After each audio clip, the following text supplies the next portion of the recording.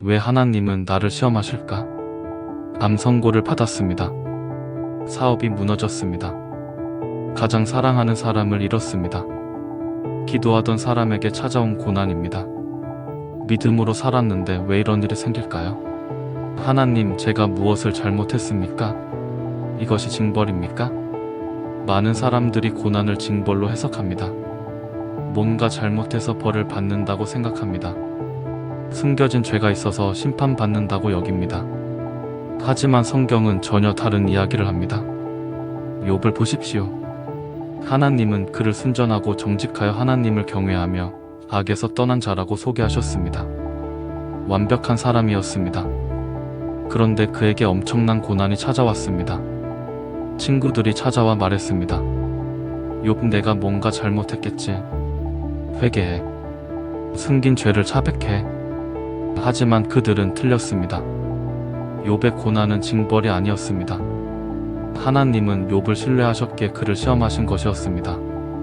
금을 채련하듯이 욥의 믿음을 정죄하고 계셨습니다. 욥은 고백합니다. 그러나 그가 나를 단련하신 후에는 내가 순금같이 되어 나오리라. 욥 23장입니다. 그는 깨달았습니다. 이 고난이 버림받음이 아니라 선택받음이라는 것을, 하나님이 나를 미워해서가 아니라 사랑해서 단련하신다는 것을. 단련과 징벌은 다릅니다. 징벌은 과거의 잘못에 대한 대가입니다. 단련은 미래를 위한 준비입니다. 징벌은 무너뜨리지만 단련은 세웁니다. 징벌은 상처를 주지만 단련은 강하게 만듭니다. 하나님은 당신을 벌하시는 것이 아닙니다. 준비시키고 계십니다. 한 자매가 있었습니다.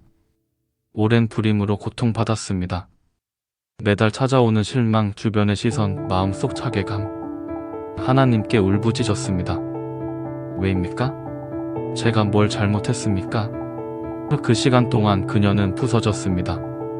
교만이 깨졌고 자기의가 무너졌습니다. 하나님께 완전히 의지하는 법을 배웠습니다. 7년 후 아이를 품었습니다. 하지만 더 큰 선물은 따로 있었습니다. 그 광야의 시간 동안 그녀는 변화되었습니다. 같은 아픔을 겪는 여성들을 위로할 수 있게 되었습니다. 불임 상담 사역을 시작했습니다. 수많은 영혼들이 그녀를 통해 위로받았습니다. 그녀는 고백했습니다. 그 7년이 없었다면 지금의 나도 없었을 것입니다. 하나님은 나를 깨뜨려 다시 빚으셨습니다. 한 청년이 있었습니다. 사업에 실패했습니다. 빚더미에 앉았습니다. 친구들이 떠났고 가족들이 실망했습니다. 교회 가기도 부끄러웠습니다. 하나님, 왜 저를 이렇게 만드십니까? 밤마다 울었습니다. 하지만 그 바닥의 시간에 하나님을 만났습니다. 성공했을 때는 하나님이 필요 없었습니다. 자신의 능력으로 모든 것을 해결했습니다. 기도는 형식이었고 예배는 의무였습니다. 하지만 모든 것을 잃었을 때 오직 하나님만 남았습니다. 그때부터 진짜 신앙이 시작되었습니다. 5년 후 그는 다시 일어섰습니다. 작은 사업을 시작했고 안정을 찾았습니다. 하지만 예전과 달랐습니다. 이제 그는 모든 것이 하나님의 은혜임을 압니다. 한 목사가 있었습니다. 교회 사역 중 갑자기 쓰러졌습니다. 뇌출혈이었습니다. 반신불수가 되었습니다. 말도 제대로 못하게 되었습니다. 설교자가 말을 못하게 된 것입니다. 하나님, 이게 무슨 뜻입니까? 제가 평생 주님을 섬겼는데 이것이 결과입니까? 재활의 시간이 시작되었습니다. 아기처럼 다시 걷는 법을 배웠습니다. 한 글자씩 다시 말하는 법을 익혔습니다. 그 과정에서 그는 겸손을 배웠습니다. 자신의 무력함을 인정했습니다. 하나님의 절대 주권을 받아들였습니다. 3년 후 강단에 다시 섰습니다. 예전만큼 유창하지 않았습니다. 하지만 그의 메시지는 더 깊었습니다. 고난을 통과한 자만이 전할 수 있는 위로와 소망이 있었습니다. 하나님이 시험하시는 이유가 있습니다. 첫째, 우리 안에 불순물을 제거하시기 위해서입니다. 금을 재련할 때 불이 필요합니다. 불이 뜨거울수록 더 많은 찌꺼기가 떠오릅니다. 우리 안에 교만, 욕심, 두려움, 불신앙이 고난의 불 속에서 드러나고 제거됩니다. 둘째, 우리를 더 큰 사명을 위해 준비시키기 위해서입니다. 요셉의 감옥, 모세의 광야, 다윗의 도망자 시절, 바울의 옥중 생활. 이 모든 것이 그들을 준비시키는 과정이었습니다. 당신이 지금 겪는 고난도 다음 단계를 위한 훈련입니다. 셋째, 우리가 하나님만 바라보게 하시기 위해서입니다. 모든 것이 순조로울 때 우리는 하나님을 잊습니다. 건강할 때, 돈이 있을 때, 관계가 좋을 때 하나님은 선택사항이 됩니다. 하지만 모든 것을 잃었을 때 하나님이 전부가 됩니다. 이것이 고난의 축복입니다. 넷째, 우리를 통해 다른 이들을 위로하시기 위해서입니다. 고린도후서 1장은 말합니다. 우리가 환난을 받으면 너희가 위로와 구원을 받게 하려는 것이요. 당신의 고난은 낭비되지 않습니다. 누군가의 위로가 될 것입니다. 그렇다면 고난 중에 어떻게 해야 할까요? 첫째, 원망하지 마십시오. 원망은 고난을 더 길게 만듭니다. 원망 대신 신뢰를 선택하십시오. 하나님 이해할 수 없지만 당신을 믿습니다. 둘째, 하나님을 찾으십시오. 고난은 하나님을 더 깊이 만날 기회입니다. 평안할 때 만나지 못했던 하나님의 얼굴을 고난 속에서 만날 수 있습니다. 셋째, 배우십시오. 하나님, 이 상황을 통해 제게 무엇을 가르치시려 합니까? 그 모든 고난에는 하나님의 메시지가 있습니다. 넷째, 인내하십시오. 단련에는 시간이 필요합니다. 금이 하루 만에 정제되지 않습니다. 당신의 연단도 시간이 필요합니다. 포기하지 마십시오. 욥은 결국 회복되었습니다. 잃었던 것의 갑절을 되찾았습니다. 하지만 더 중요한 것은 그가 하나님을 더 깊이 알게 되었다는 것입니다. 내가 주께 대하여 귀로 듣기만 하였더니 이제는 눈으로 주를 배움나이다. 고난이 그를 하나님께 더 가까이 데려갔습니다. 당신이 지금 고난 중에 있습니까? 그것이 징벌이 아닙니다. 하나님이 당신을 단련하고 계십니다. 승금같이 나오게 하시려고 불을 허락하신 것입니다. 이 시간을 견디십시오. 하나님을 신뢰하십시오. 당신은 이 고난을 통과한 후 전과 다른 사람이 될 것입니다. 눈물이 씨앗이 될 때 새벽이 찾아옵니다. 눈물로 얼룩진 밤을 지나 동이 트고 있습니다. 베개는 눈물로 젖었고 마음은 상처로 무겁습니다. 이 눈물이 무슨 의미가 있을까요? 이 아픔이 어떤 가치가 있을까요? 시편 126편은 놀라운 약속을 전합니다. 눈물로 씨를 뿌리는 자는 기쁨으로 거두리로다. 눈물이 헛되지 않다는 선언입니다. 눈물이 씨앗이라는 계시입니다. 지금 당신이 흘리는 눈물 하나하나가 미래의 수확을 위한 씨앗이 됩니다. 농부를 생각해 보십시오. 씨 뿌리는 일은 코된 노동입니다. 허리를 굽히고 땅을 파고 씨앗을 심습니다. 땀이 흐르고 손에 물집이 잡힙니다. 더구나 씨앗을 심는다는 것은 소유했던 것을 포기하는 것입니다. 먹을 수 있었던 곡식을 땅에 묻는 것입니다. 손에 쥐고 있던 것을 놓아주는 것입니다. 당신의 눈물도 그렇습니다. 무언가를 내려놓는 눈물입니다. 포기해야 하는 것, 잃어버린 것, 손에서 떠나보내야 하는 것들. 그 상실의 눈물이 씨앗입니다. 지금은 고통스럽지만 그것이 새로운 시작입니다. 한 어머니가 있었습니다. 아들이 방황했습니다. 집을 나가 연락을 끊었습니다. 매일 밤 기도하며 울었습니다. 베개에 눈물 자국이 마를 날이 없었습니다. 하나님, 제 아들을 돌아오게 해주세요. 3년의 눈물이었습니다. 어느 날 문이 열렸습니다. 초췌한 모습의 아들이 서 있었습니다. 엄마, 미안해요. 집에 돌아와도 될까요? 어머니는 아들을 끌어안고 울었습니다. 이번에는 기쁨의 눈물이었습니다. 그 3년의 눈물이 씨앗이었습니다. 아들의 돌아옴이라는 수확을 거두었습니다. 한 청년이 있었습니다. 사랑하는 사람과 이별했습니다. 마음이 찢어지는 것 같았습니다. 매일 눈물로 하루를 시작했습니다. 하나님, 왜 이런 일이 생겼습니까? 그 상실의 눈물 속에서 하나님을 더 깊이 찾았습니다. 시간이 흘렀습니다. 상처는 아물었고 마음은 회복되었습니다. 그는 깨달았습니다. 그 이별이 없었다면 하나님께 이렇게 매달리지 않았을 것을. 그 눈물이 없었다면 신앙이 이렇게 깊어지지 않았을 것을. 2년 후 그는 하나님이 예비하신 사람을 만났습니다. 예전보다 더 성숙한 모습으로 사랑을 시작했습니다. 그 이별의 눈물이 씨앗이었습니다. 한 사업가가 있었습니다. 모든 것을 잃었습니다. 평생 쌓아온 것이 하루아침에 무너졌습니다. 실패의 눈물, 부끄러움의 눈물, 절망의 눈물을 흘렸습니다. 하지만 그 바닥에서 다시 시작했습니다. 작은 것부터 하나씩 쌓아갔습니다. 5년이 지났습니다. 예전만큼은 아니지만 안정을 찾았습니다. 그런데 더 중요한 변화가 있었습니다. 그는 이제 돈보다 사람을 먼저 생각합니다. 성공보다 의미를 추구합니다. 실패의 눈물이 그를 더 나은 사람으로 만들었습니다. 그 눈물이 씨앗이었습니다. 눈물에는 여러 종류가 있습니다. 상실의 눈물, 후회의 눈물, 고통의 눈물, 그리움의 눈물. 하지만 하나님 앞에 흘리는 모든 눈물은 씨앗입니다. 하나님은 그 눈물을 기억하십니다. 하나님의 가죽 부대에 담기는 눈물입니다. 낭비되지 않습니다. 이스라엘 백성이 바벨론의 포로로 끌려갔습니다. 70년의 세월이었습니다. 얼마나 많은 눈물을 흘렸겠습니까? 시온을 기억하며 울었도다. 하지만 그 눈물이 끝이 아니었습니다. 하나님은 그들을 다시 고향으로 돌아오게 하셨습니다. 우리 입에는 웃음이 가득하고 우리 혀에는 찬양이 찼도다. 포로기의 눈물이 회복의 씨앗이었습니다. 그 고난이 민족을 더 단단하게 만들었습니다.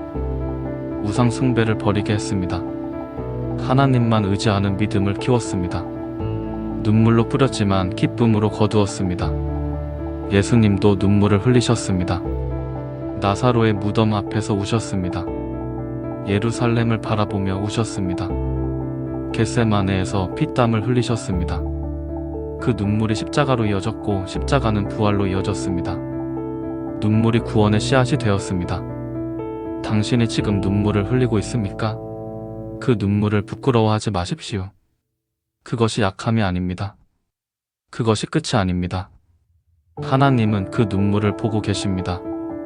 그 눈물 하나하나를 기억하고 계십니다. 씨를 뿌릴 때는 수확이 보이지 않습니다. 땅에 묻힌 씨앗은 겨울 내내 침묵합니다. 하지만 때가 되면 싹이 트고 자라서 열매를 맺습니다. 당신의 눈물도 그렇습니다. 지금은 보이지 않지만 때가 되면 수확이 올 것입니다. 계속 씨를 뿌리십시오. 눈물로 기도하십시오. 아픔으로 하나님께 나아가십시오. 그 모든 것이 낭비되지 않습니다. 기쁨의 날이 올 것입니다. 단으로 곡식을 가지고 돌아올 날이 올 것입니다. 눈물로 씨를 뿌리는 자는 반드시 기쁨으로 거두리로다. 광야의 하나님은 여전히 함께 하신다. 출애굽의 기쁨이 채 가시기도 전에 광야가 시작되었습니다. 홍해를 건넌 환희 승리의 찬양이 끝나자마자 끝없는 사막이 펼쳐졌습니다. 물도 없고 음식도 없는 황무지였습니다. 이스라엘 백성은 불평했습니다. 애굽에 있었으면 좋았을 것을. 하지만 하나님은 그들을 광야로 인도하셨습니다. 이유가 있었습니다. 광야는 훈련장이었습니다. 노예 근성을 버리고 하나님의 백성으로 세워지는 곳이었습니다. 자기 힘을 의지하는 법을 버리고 하나님만 의지하는 법을 배우는 곳이었습니다. 광야가 없었다면 가나안도 없었을 것입니다. 우리 삶에도 광야가 있습니다. 모든 것이 메마른 시기입니다. 아무리 노력해도 결과가 없는 시간입니다. 기도해도 응답이 없고 수고해도 열매가 없는 계절입니다. 관계는 단절되고 꿈은 보이지 않고 미래는 불확실합니다. 이것이 영적 광야입니다. 한 목사가 광야를 걸었습니다. 사역이 무너졌습니다. 교인들이 떠났고 재정이 바닥났습니다. 자신의 부르심까지 의심했습니다. 하나님, 제가 정말 목회자입니까? 이것이 제 길입니까? 3년의 광야였습니다. 하루하루가 견디기 힘들었습니다. 하지만 그 광야에서 하나님을 만났습니다. 성공의 기준이 바뀌었습니다. 숫자가 아니라 본질을 보게 되었습니다. 사람의 인정이 아니라 하나님의 인정을 구하게 되었습니다. 광야가 그를 진짜 목자로 만들었습니다. 한 자매가 광야를 걸었습니다. 결혼 생활이 무너졌습니다. 남편의 외도, 이혼, 홀로 아이를 키우는 현실. 하나님, 왜 저를 이렇게 버려두십니까? 밤마다 울었습니다. 미래가 보이지 않았습니다. 하지만 광야에서 하나님이 공급하셨습니다. 필요한 것을 채워주셨습니다. 작은 일자리 도와주는 사람들 하루하루 힘. 그녀는 깨달았습니다. 하나님이 남편보다 더 신실하시다는 것을, 광야에서 하나님이 진짜 남편이 되어주신다는 것을. 한 청년이 광야를 걸었습니다. 실업 상태였습니다. 수십 번 지원했지만 번번이 떨어졌습니다.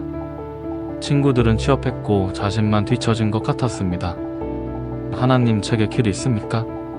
절망스러웠습니다. 하지만 광야에서 준비되었습니다. 시간이 있으니 공부했습니다. 좌절하니 겸손해졌습니다. 기다리니 인내를 배웠습니다. 1년 후 문이 열렸습니다. 예상치 못한 곳에서 기회가 왔습니다. 광야의 시간이 그를 준비시켰습니다. 광야에서 하나님은 무엇을 하십니까? 첫째, 공급하십니다. 이스라엘에게 만나를 내리셨습니다. 매일 아침 필요한 양식을 주셨습니다. 우리 광야에서도 하나님은 공급하십니다. 하루하루 필요한 은혜를 주십니다. 둘째, 인도하십니다. 낮에는 구름 기둥, 밤에는 불 기둥으로 길을 보이셨습니다. 우리 광야에서도 하나님은 인도하십니다. 말씀으로, 성령으로, 환경으로 길을 보이십니다. 셋째, 보호하십니다. 광야에는 위험이 많습니다. 적군, 짐승, 질병. 하지만 하나님이 지키셨습니다.